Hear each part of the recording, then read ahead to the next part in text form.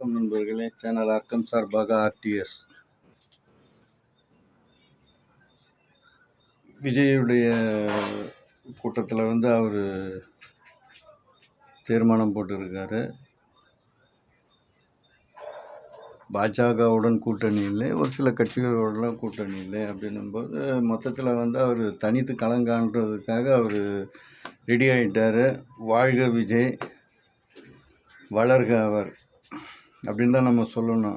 ஏன்னாக்கா இப்போ இந்த காலகட்டங்களில் இவரை போல ஒரு நேர்மையான அப்பழுக்கு இல்லாத அரசியல்வாதி அவசியம் தேவை. அதில் நம்ம அவரை வாழ்த்துவோம். ஏன்னாக்கா நமக்கு ரூட் நமக்கு கிளியராக இருக்குது. இப்போது எப்படி பார்த்தாலும் அவர் முதலாம் இடம் அப்படின்ற ஒரு விஷயத்தை அதை நம்ம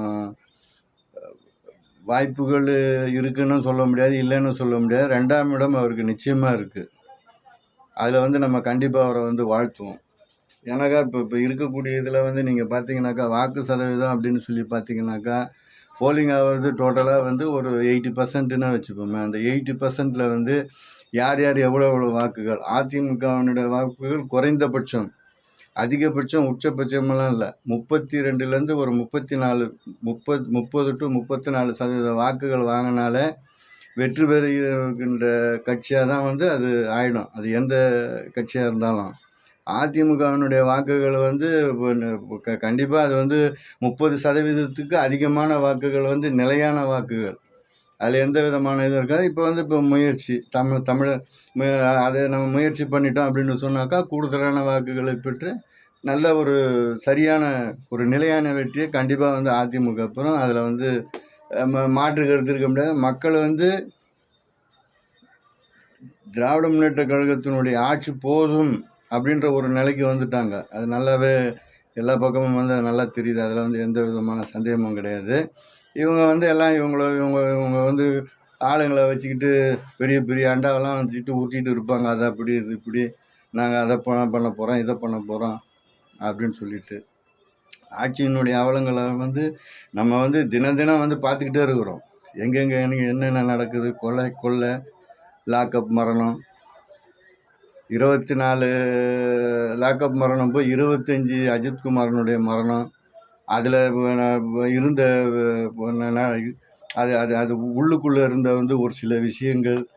இது இப்போ திட்டமிட்டு நடத்தப்பட்ட ஒரு கொலை மாதிரியே இருக்குது பார்க்க போனாக்கா. ஏன்னாக்கா முன்கூட்டியே திமுகவை சேர்ந்தவங்க இந்த கொலையை மூடி மறைப்பதற்கு எவ்வளோ முயற்சி பண்ணியிருக்காங்க. அதையெல்லாம் தாண்டி அதிமுகவினுடைய மனுவின் காரணமாக இது மக்கள் மத்தியிலையும் பத்திரிகையாளர்களுடைய மத்தியில் இது பெரிய ஒரு இதுவாக அது ஒரு அவங்களுக்கு ஒரு பின்னடைவை ஏற்படுத்தி இருக்கு. நல்லாவே தெரியுது. அப்போ இது திட்டமிட்ட ஒரு கொலை மாதிரி தெரியுது. இது பார்க்க போனாக்கா அது ஏதோ உள்ளுக்குள்ளே இருக்க நீதி அரசனுடைய இதில் அவங்க விசாரணை நடந்துகிட்டு இருக்கு. முதல்ல பார்த்தீங்கன்னாக்கா அந்த தம்பி இறந்த உடனே அரசு மருத்துவமனைக்கு தான் கொண்டு போயிருக்காங்க. அவங்க இறந்துட்டு தான் சொன்ன உடனே அதை போஸ்ட்மார்ட்டம் பண்ணணும் அப்படின்னு டாக்டர் சொல்லியிருக்காரு. அது நீதியரசர்கிட்ட இவங்க டாக்டர் சொன்னது என்னுடைய பத்திரிகை செய்தி அது.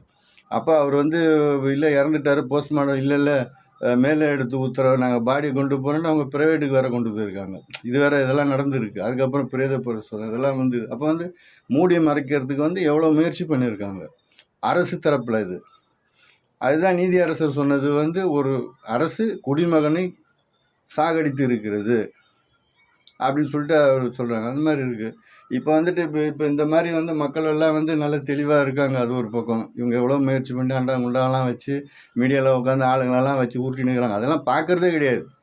ஏன்னா எவனுமே அறிவில்லாத பேசுகிற பேச்செல்லாம் எதுக்காவது உதவுமா? ஒன்றும் உதவாது. காசை வாங்கிட்டு உட்காந்துட்டு மீடியாவில் உட்காந்து பேசுகிறாங்க. எல்லாமே டோட்டலாக நிறைய பேர் இப்போ அந்த மாதிரி தான் ஒரு நடுநிலையாக எவ்வளோ இந்த சாத்தான்குளம் இதில் ஒரு காவல் நிலையத்தினுடைய தனிப்பட்ட விருப்பு வெறுப்புக்கு நடந்த ஒரு கொலையை ஒரு அரசையே குற்றம் சாட்டி எத்தனை நடிகர்கள் எங்கே போனானுங்க அவனுங்களாம் இன்றைக்கி வாயை திறக்கலையே. எங்கே இருந்தாலும் இது சம்மந்தமாக தெரியாதா? இல்லை இது சம்மந்தமாக ஏதாவது கருத்து சொல்லக்கூடாதா? ஒத்த கூட இல்லையே. நிச்சயமாக இனிமேல் இவனுங்க படம்லாம் எதுவுமே ஓடாது, கண்டிப்பாக ஓடாது, வாய்ப்பே கிடையாது. இவனுங்கெல்லாம் நல்ல இவனுங்க அவங்கக்கிட்ட சொம்பு தூக்கிக்கிட்டு அவங்க கொடுக்கக்கூடிய பணத்தை வாங்கிக்கிட்டு எல்லாமே அவனுக்கு தான் அவனுக்கு இப்போ படத்தில் தான் நடிச்சிட்டு இருக்கிறானுங்க. அப்புறம் இவனுக்கு எப்படி அவனு வந்து கருத்து சொல்லுவானுங்க? அன்னைக்கு சாத்தான்குளம் மரணத்துக்கு வந்து அவ்வளோ பெரிய இது வியாக்கியானம் பேசிட்டு இருந்தாங்களே, எத்தனை பேர் பேசுனானுங்க.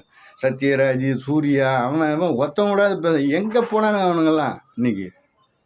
இவனுடைய படத்தெல்லாம் நம்ம வந்து எதுக்கு பார்த்து இவனெல்லாம் வந்து வளர்த்து விட்டோன்னு அவ்வளோ வருத்தமாக, வெட்கமாகவும், வேதனையாகவும், தலைகுனியாகவும் இருக்குது நமக்கெல்லாம் இன்னைக்கு.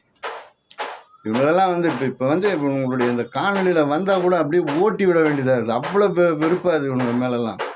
ஒரு நியாயம், நீதி, நேர்மை வந்து எல்லா நேரத்துலையும் இருக்கணும். காசுக்காக பணத்துக்காக மட்டும் இருக்கக்கூடாது. காசுக்காக பணத்துக்காக இருந்ததுனாக்கா அப்பேற்பட்ட மனிதர்கள் வந்து இந்த உலகத்தில் வந்து வாழ தகுதியற்றவர்கள். அப்படி தான் இவங்கெல்லாம். அதனால் வந்துட்டு இப்போ வந்துட்டு அவர் வந்து தனியாக ஒரு முடிவு எடுத்துட்டாரு. நிச்சயமாக ரூட்டு கிளியர். கண்டிப்பாக வந்து எதிர்கட்சியாவது உட்காருவார். அவருக்கு நம்ம வந்து வரவேற்பு கொடுப்போம். கண்டிப்பாக வந்து அதாவது ஒரு கரைபடாத கருத்துக்கு சொந்தக்காரர் விஜய். அதில் அந்த மாற்று கருத்து நமக்கு கிடையாது. வாழ்க அவர் வரட்டும். தலைவர் நம்ம எடப்பாடியார் வந்து கிளம்பிட்டார். தமிழகத்தை காப்போம், தமிழகத்தை மீட்போம் அப்படின்னு சொல்லிட்டு 7ஆம் தேதியிலேருந்து அவருடைய பயணம் வெற்றி பெற அதிமுக தொண்டர் அனைவரும் வந்து அந்த இதில் வந்து கலந்துக்கிட்டு அவருக்கு பெரிய வரவேற்பு கொடுத்து மக்களுடைய எழுச்சியை வந்து உண்டு பண்ணணும். ஆட்சி மாற்றத்துக்கான இது வந்து அவருடைய பயணம் மேட்டுப்பாளையத்திலேருந்து தொடங்குறாருன்னு நினைக்கிறேன். பத்திரிகையில் பார்க்கப்பட்ட ஒரு செய்தி இது.